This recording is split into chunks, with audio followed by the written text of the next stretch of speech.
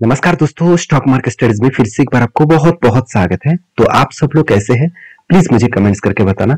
और आज की जो वीडियोस है, इस वीडियो के अंदर बहुत सारे में मतलब कंपनीज के डिस्कशन किया हो, और जितने सारे कमेंट्स आपने किए, आपका जो डिमांड था, आपने जिसके ऊपर कमेंट किए उसी के बारे में चर्चा करूंगा। तो मैं बार बार बोलता हूं कि आपको किसी भी कंपनीज के ऊपर जानकारी चाहिए तो मुझे कमेंट्स करिए, मैं उस कमेंट के बेसिस में भी आपको वीडियो बना के शेयर करूंगा। तो आज का जो वीडियो है बहुत इंटरेस्टिंग होने वाला है, क्योंकि कुछ कंपनीज के ऊपर मैं कवर किया हूं और उसके टेक्निकली चार्ट पैटर्न भी आपके साथ शेयर करूंगा। तो वीडियो को लास्ट तक जरूर देखिए, और अभी तक अपने चैनल को सब्सक्राइब नहीं किया तो जरूर कर लीजिएगा। टेलीग्राम को ज्वाइन नहीं किया वो भी कर सकते हैं। कंपनी के सारे कंपनीज के अपडेट के साथ साथ मार्केट में क्या चल रहा है उसके बारे में भी जानकारी आपको मैं टेलीग्राम में अपडेट देता रहता हूँ। तो चलो देख लेते हैं फटाफट आज के स्टॉक के बारे में, कौन सा स्टॉक है इस वीडियो के अंदर। फर्स्ट जो कंपनी है जिसके बारे में चर्चा करूं उसका नाम है आईटीसी। देखिए, आईटीसी के बारे में बात करूं तो जो कंपनी एटलीस्ट 4th ईयर 4 साल तक कंपनी के ऊपर एक ही रेंज के ऊपर कंपनी ट्रेड किए थे, और बहुत सारे लोग यही सोच रहे थे कि इस कंपनी में कुछ ग्रोथ होगा नहीं, और वो लोग निकल गए, और जो लोग अभी तक बने हुए हैं तो उसको अच्छा खासा रिटर्न मिल चुके हैं। क्योंकि इस कंपनी के जो सिचुएशन है वो मैं आपको पहले बोल चुका हूँ। आईटीसी के जो मेजर जो प्रॉफिटेबिलिटी आते हैं वो किसके ऊपर, वो सिगरेट के ऊपर। तो सिगरेट के ऊपर हमेशा एक चीज आपको देखने को मिलेगा कि गवर्नमेंट कभी भी सिगरेट के ऊपर बहुत ज्यादा तंबाकू प्रोडक्ट के ऊपर बहुत ज्यादा रेस्ट्रिक्शन लेके आते हैं, बहुत ज्यादा चार्जेस टैक्सेस भी लगाते हैं, जिसके चलते कंपनी के ऊपर थोड़ा सा थोड़ा सा नहीं, बहुत ज्यादा इम्पैक्ट पड़ता है। क्योंकि जब भी मार्केट के ऊपर रेस्ट्रिक्शन, प्रोडक्ट का प्राइस बढ़ जाना, तो एक कंपनी के लिए जो प्रॉफिटेबिलिटी है उसमें थोड़ा सा करेक्शन देखने को मिल जाते हैं। अभी इस कंपनी के बारे में एक ही बात कहूंगा, कंपनी कोई छोटा मोटा कंपनी मत समझ लेना। 5,40,000 करोड़ के आसपास मार्केट कैप है। इस कंपनी का सिगरेट के साथ साथ होटल्स का बिजनेस है, एफएमसीजी का बिजनेस है, पेपर बोर्ड का बिजनेस है, साथ ही साथ पेपर का बिजनेस है, पैकेजिंग का बिजनेस है, एग्रोकेमिकल्स का बिजनेस है। तो अलग अलग कैटेगरीज में कंपनी बिजनेस को फैला के रखा। तो मेरे हिसाब से इस बिजनेस को, इस कंपनी के ऊपर आपको फोकस होना चाहिए, इस कंपनी के ऊपर आपको स्टडी करके काम करना चाहिए। तो रही बात कंपनी के ऊपर, जो क्वार्टरली जो रिजल्ट है वो फाइनली आ चुके हैं, और किस तरीके से रिजल्ट हुआ वो एक बार आपको मैं दिखा देता हूँ। पिछली बार जो रिजल्ट था 17,100 करोड़, अभी इस बार रिजल्ट बन चुके हैं, मतलब सेल्स बन चुके हैं 17,700 करोड़। तो देखिए यहाँ पे जो सेल्स का ग्रोथ हुआ वो ईयर ऑफ ईयर बेसिस में तो ठीक है, मगर यहाँ पे एक पॉइंट वीकनेस में है, वो है कंपनी के ऊपर जो क्वार्टरली बेसिस रिजल्ट। देखिए 70,700 और 17,700, तो यहाँ पे दोनों में जो अंतर है आप देखेंगे तो कंपनी का क्वार्टर का जो रिजल्ट है वहां पे दोनों में चीज जो देखेंगे तो year of year basis and quarter basis में दोनों में फर्क है। तो यहाँ पे कंपनी का जो एस्टिमेट किया जाता है बिजनेस स्टार्ट करने से पहले, वो एस्टिमेट को मेरे हिसाब से बीट नहीं कर पाए कि जितना बीट करना चाहिए था। तो इसीलिए कंपनी का प्रॉफिटेबिलिटी में भी थोड़ा सा इंपैक्ट आया। जैसे आप देखेंगे तो 4,600 करोड़ का पिछले सालों में प्रॉफिट था, और इस बार बन चुके 4,900 करोड़। तो यहाँ पे आप कहेंगे सर यहाँ पे प्रॉफिट तो अच्छा हुआ, हाँ आपके बात सही है, मगर पिछली जो लास्ट कुछ क्वार्टर्स गया तो वो क्वार्टर्स का डेटा देखेंगे तो देखिए प्रॉफिटेबिलिटी कितना कम हुआ। इसका मतलब कंपनी की जो प्रॉफिटेबिलिटी है वो एस्टिमेट के हिसाब से बीट नहीं कर पाया, और इस बीट ना करने के कारण शेयर का वो थोड़ा सा करेक्शन यहाँ पे देखने को मिला। कितना करेक्शन है वो मैं चार्ट पैटर्न में दिखाऊंगा। उससे पहले सबसे इंपॉर्टेंट पॉइंट में जो आपके साथ शेयर करूंगा, तो यहाँ पे खुद देख सकते हैं कि कंपनी की जो डिलीवरी है वो परसेंटेज लास्ट कुछ फ्यू मंथ्स, मतलब पिछले मंथ के लास्ट कुछ फ्यू डेज में कंपनी के ऊपर अच्छा खासा यहाँ पे डिलीवरी का डेटा देखने को मिला था। अभी देखिए फिलहाल की जो सिचुएशन है यहाँ पे लास्ट डे में कंपनी के ऊपर जो वॉल्यूम है आप देखेंगे तो वॉल्यूम में थोड़ा सा करेक्शन देखने को मिला, क्योंकि 67% 70% से घट के हो चुके कितना 46%। इसका मतलब जो वॉल्यूम है वो वॉल्यूम कम होता देखने को मिला। तो मैं यहाँ पे एक चीज जरूर आपको मेंशन करूंगा कि यहाँ पे कंपनी का जो ग्रोथ है वो ग्रोथ में थोड़ा सा प्रेशराइज देखने को मिला। तो यहाँ पे एक चीज मैं जरूर कहूंगा कि कंपनी के ऊपर जो चार्ट पैटर्न बना आप ध्यान से देखिएगा कि मैंने एक आपको लेवल मेंशन करके दिया कि कंपनी कंटिन्यूसली एक बाइंग जर्नी करने के बाद, देखिए आप एक पैटर्न्स तो जरूर क्रिएट हुआ, वो पैटर्न्स तो बहुत लंबा जर्नी के लिए है।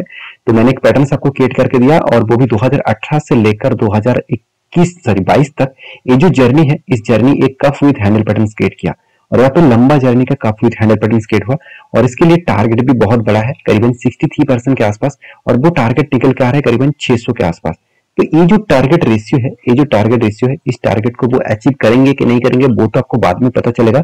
और मुझे लगता है जिस तरीके से आगे बढ़ रहे हैं, तो मुझे लगता है इस कंपनी इजीली वो टारगेट अचीव करेगा। हाँ, थोड़ा सा टाइम लग सकते हैं, एंट्री लेवल से शायद 1 साल भी लग सकते हैं, 2 साल भी लग सकते हैं, कोई बात नहीं। 2 साल भी लगे तो भी आपको अच्छा खासा प्रॉफिट मिलेगा इस तरीके से पैटर्न्स में। करीबन 63%, अगर 2 साल के एवरेज निकल कर आपको दो तो करीबन 30 to 31% के आसपास आपको प्रॉफिट मिलेगा। तो मेरे कहने का मतलब है फिलहाल के लिए क्या सिचुएशन है वो देखना बहुत जरूरी है। तो फिलहाल की जो सिचुएशन है वो आप देखेंगे तो यहाँ पे आप देख सकते हैं कि कंपनी के ऊपर जो सिचुएशन क्रिएट हुआ, आप देखेंगे तो कंपनी के ऊपर एक लेवल्स को ब्रेकआउट करने के बाद ऊपर तो गया, उसके बाद नीचे भी आए। तो एक ही रेंज के ऊपर कंपनी ट्रेड कर रहा है, बहुत दिनों तक एक ही रेंज के ऊपर कंपनी फंसे हुए हैं, क्योंकि 200 डेज भी इसको सपोर्ट के हिसाब से यहाँ पे देखने को मिला, 200 डेज, और यहाँ पे एक स्ट्रांगली सपोर्ट भी है। तो दो तरीके से यहाँ पे सपोर्ट मिला है। तो मुझे लगता है यहाँ से फिर से रिवर्सल हो सकता है अगर मार्केट पॉजिटिवली बुलिश ट्रेंड में हो। तो अगर मार्केट में अभी भी नेगेटिविटी और डाउन साइड ट्रेड देखने को मिले तो मेरे हिसाब से आईटीसी शेयर के ऊपर भी एक प्रेशराइज देखने को मिल सकता है। बाकी आपकी क्या राय है जरूर मुझे कमेंट्स करके बताना।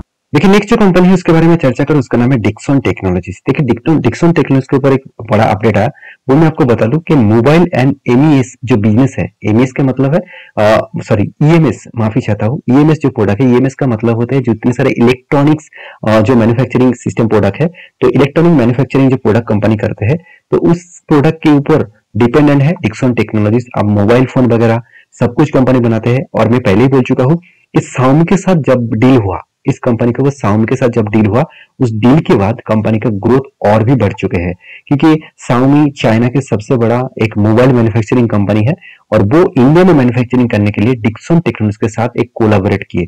तो उसके बाद डिक्सन टेक्नोलॉजीज के कंटिन्यूसली ग्रोथ होता देखने को मिले। अभी फाइनली जिसका रिजल्ट है वो किस तरीके से आया वो देखना बहुत ही इंपॉर्टेंस है। कंपनी का रिजल्ट जो पब्लिश किया गया आप देखेंगे 3800 करोड़ से बढ़ के हो चुके 4900 करोड़, ऑलमोस्ट 1000 करोड़ के आसपास यहाँ पे सेल इंक्रीज हुआ। एक्सपेंस भी कंपनी का हो चुके हैं, और एक्सपेंस करने के बाद कंपनी की जो प्रॉफिटेबिलिटी है 77 करोड़ से बढ़ के हो चुके 113 करोड़, और कंपनी फर्स्ट टाइम 3 डिजिट तक कंपनी प्रॉफिट को लेके गए।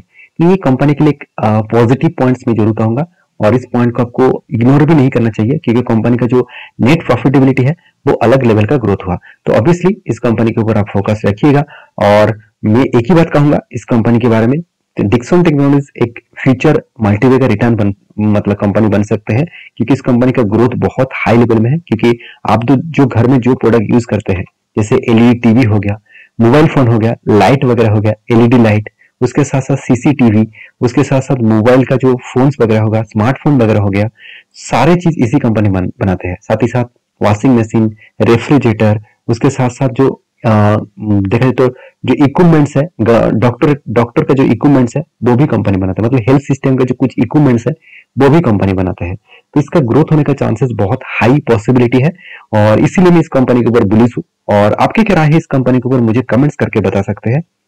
और इसीलिए शायद इंस्टीट्यूशन भी इस कंपनी के ऊपर एक भी मान नहीं बेचा, उल्टा डीएस ने देखिए एफएस ने भी होल्डिंग को बढ़ा दिया, 12% था उसको बढ़ाकर 15% किए।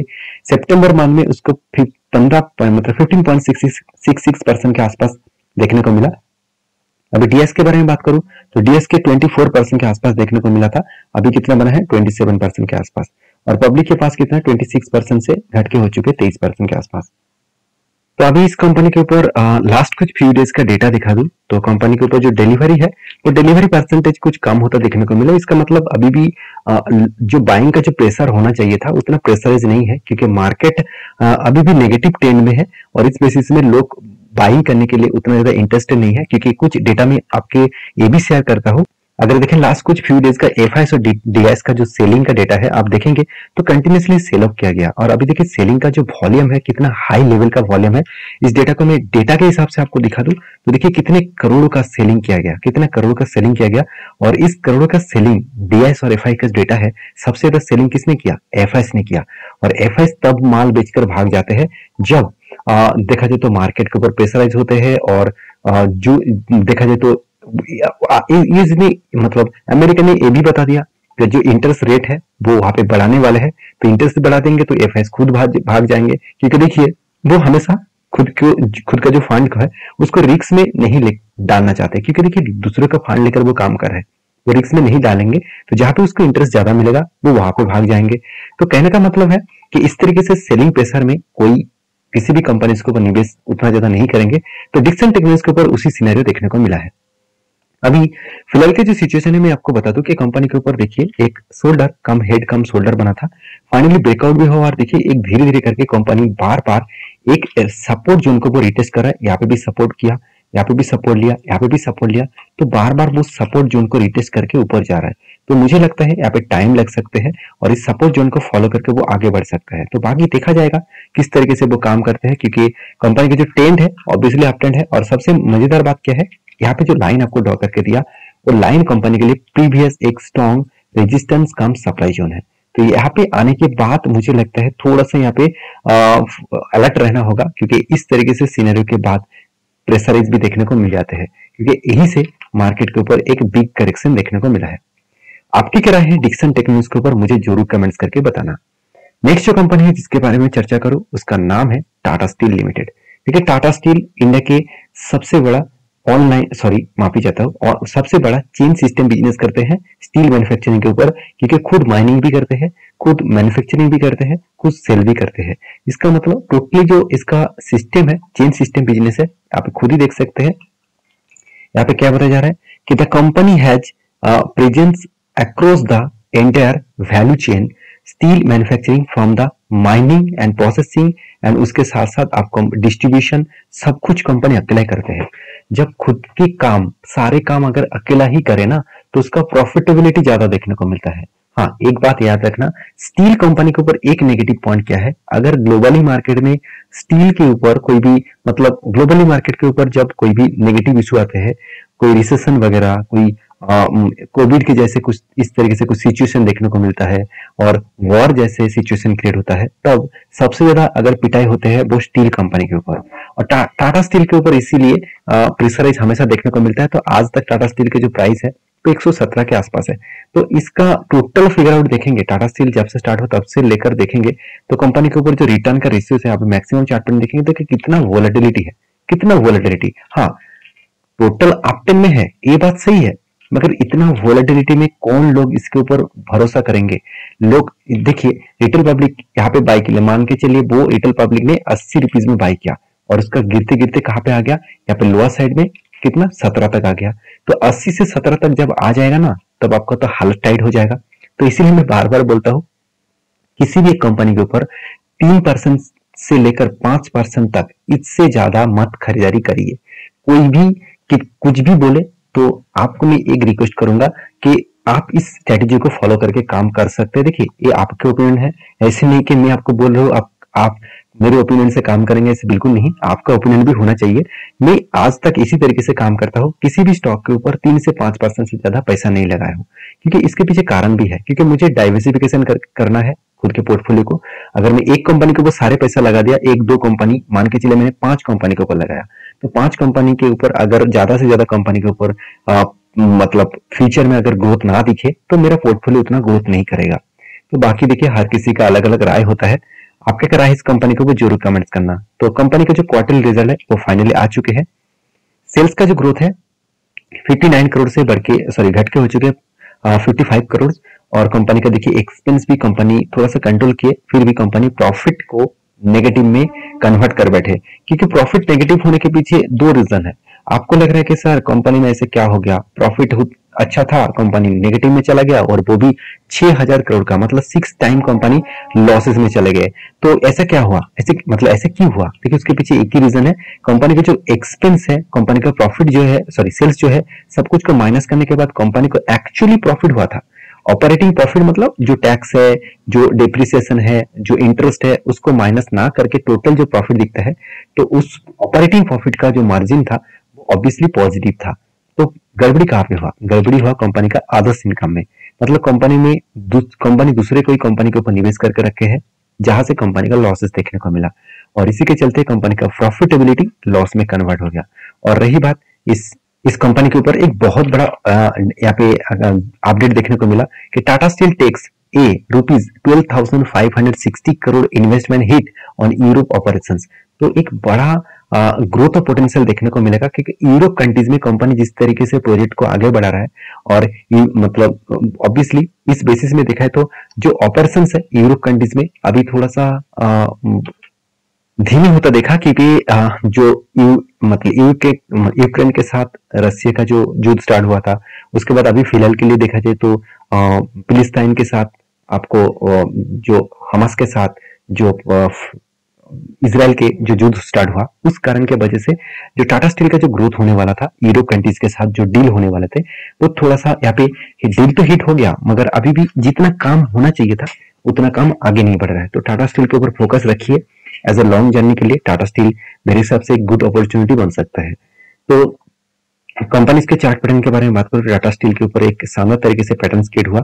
आप देखेंगे तो एक head sorry cup with handle pattern create हुआ, तो फाइनली यहाँ पे फिर से एक हैंडल क्रिएट हुआ, तो तीन बार यहाँ पे सॉरी 2 बार हैंडल क्रिएट हुआ और फाइनली यहाँ पे ब्रेकआउट भी हुए और ब्रेकआउट होने के बाद यहाँ पे कंफर्मेशन भी हो चुके थे। तो कंफर्मेशन होने के बाद देखिए कंपनी के ऊपर करेक्शन देखने को मिला। मैं पहले ही बोल चुका हूँ, जब मार्केट में नेगेटिविटी आते हैं तो सबसे पहले टाटा स्टील नहीं, स्टील सेक्टर के ऊपर करेक्शन देखने को मिल जाते हैं। तो मैं इसके ऊपर बुलिश हूँ और आपका क्या राय है जरूर कमेंट्स करना। अगर मेरा एंटी लेवल इस जगह पे है और मेरे टारगेट अगर यहाँ तक बनते हैं तो 34% के आसपास टारगेट बनेगा। तो इस टारगेट मेरा खुद का टारगेट है, आप प्लीज इसको ब्लाइंडली फॉलो मत करिए, आप एक बार स्टडी करके जरूर काम करिए। लास्ट जो कंपनी है जिसके बारे में बात करूं उसका नाम है एमके प्रोटीन्स लिमिटेड, जो एक देखा जाए तो एक एडिबल ऑयल बेचने वाला कंपनी है। तो इसके ऊपर एक बहुत बड़ा अपडेट आया, वो है स्प्लिट का। कंपनी आपको स्प्लिट देने वाला है 10 नवंबर में और वो भी एक के बदले आपको 10 शेयर देने वाला है। तो इस बात को देखकर खुश मत हो जाना, कंपनी के ऊपर स्टडी करना, उसके बाद काम करना। तो वीडियो में अगर जानकारी अच्छा मिले तो प्लीज लाइक करना, दोस्तों के साथ शेयर भी करना, चैनल को सब्सक्राइब भी करना। नेक्स्ट वीडियो में, तब तक के लिए अच्छे से रहिए, बाय बाय।